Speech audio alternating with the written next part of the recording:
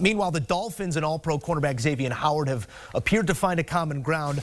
The NFL's interception leader from a year ago asking for a trade last week, but Miami Brass comes back to the table with what looks like an extra $700,000 this year, an injury guarantee clause, and a big bag of incentives to go along with it.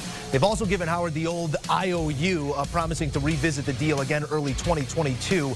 Bit of a Band-Aid here, Ryan, gets the squabble out of the public eye, but is this just a temporary fix to a longer issue in your eyes?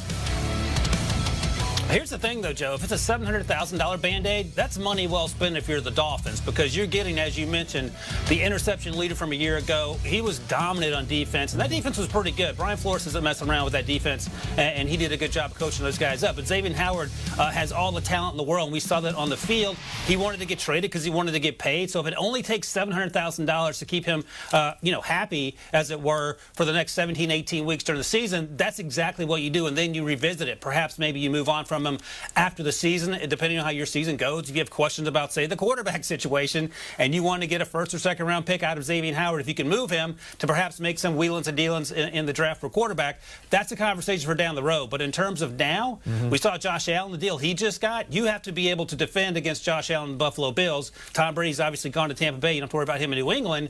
But if you want to stop the best team in that division, which are the Bills, you have to do it defensively as you groom your young quarterback to come along in Tua Tagovailoa. So I think this is an easy answer to, hey, how do we keep Xavien Howard happy? It only takes $700,000. Sign me up, and we'll revisit this in January and see where we go from there. That is $700 guaranteed. Could take a whole lot more, because seeing how that incentive basis pans out, could be up to $16 million plus, making him the highest paid corner next year. That's all based on how he performs. But 10 interceptions, that's got to get you a little bit of something. He's Ryan Wilson breaking us down here on CBS Sports HQ. Thank you, Ryan.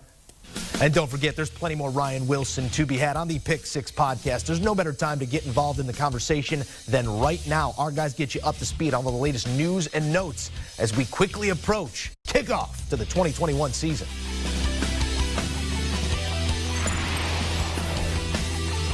Want a sports network that delivers everything that matters about the game? The highlights, the picks, the instant analysis. No yelling, no fake debates, no politics. Hit the subscribe button and never miss a moment.